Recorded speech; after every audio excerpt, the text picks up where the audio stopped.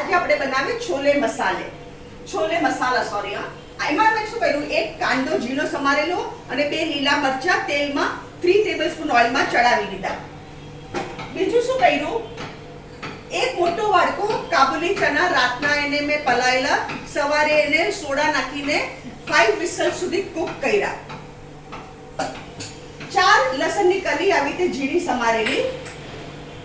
મસાલો મેઇન છે 1 ટીસ્પૂન છોલે મસાલા, 1 ટીસ્પૂન કાપીને ગરમ મસાલા, 1 ટીસ્પૂન ભરીને લાલ મરચું પાવડર, 1 ટીસ્પૂન હળદર પાવડર, 1 ટેબલસ્પૂન ધાણા જીરા પાવડર અને હાફ ટીસ્પૂન મરી પાવડર. બહુ ઇમ્પોર્ટન્ટ છે મરી પાવડર.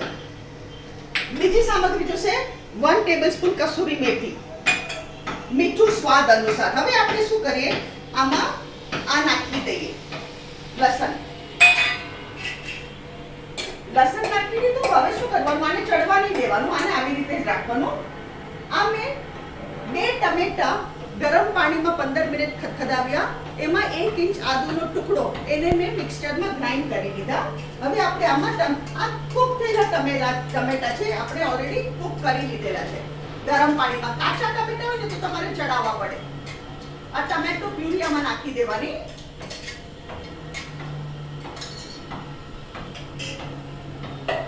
અને આ મસાલો બધો આની સાથે નાખી દેવાનો અને આને કસૂરી મેથી નાખી દેવાનું. બરાબર મિક્સ કરીએ या ગેસ ફાસ્ટ કરીએ.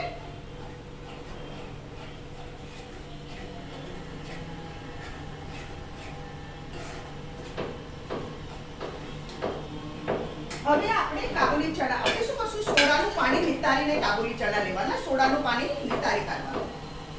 મેં કાણા વાળો ચમચો લીધો છે.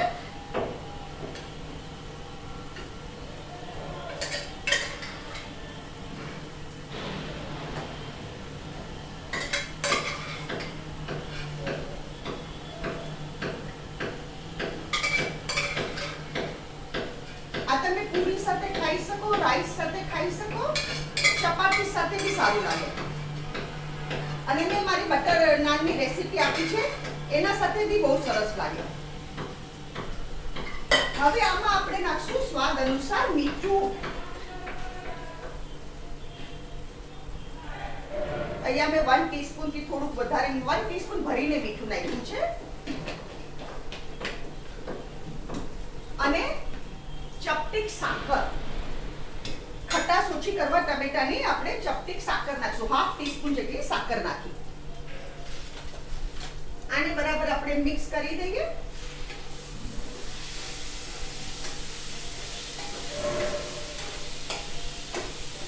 હવે શું કરવાનું, મેં આ વાડકામાં અડધો વાડકો પાણી લીધું છે. આ મિક્સચરમાં આપણે આ પાણી નાખી દઈએ અને આમાં નાખી દઈએ.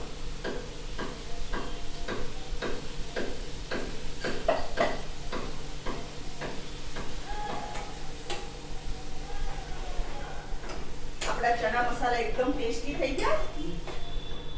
આપણી પ્લેટિંગ તૈયાર કરી આપણે.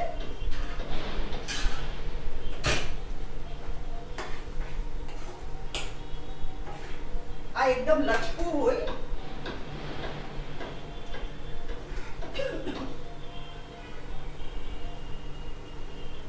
અહીંયા હું ગેસ બંધ કરું છું. ઉપર મેં કોથમરી ભભરાવી. ફ્રેન્ડ્સ, આ છે ચણા મસાલા. તમને અગર મારી રેસીપી પસંદ આવે તો તમે જરૂરથી બનાવો. કમેન્ટમાં જરૂરથી લખો મને કેવી લાગી તમને મારી રેસીપી, અને ફેમિલી સાથે તમે એન્જોય કરો.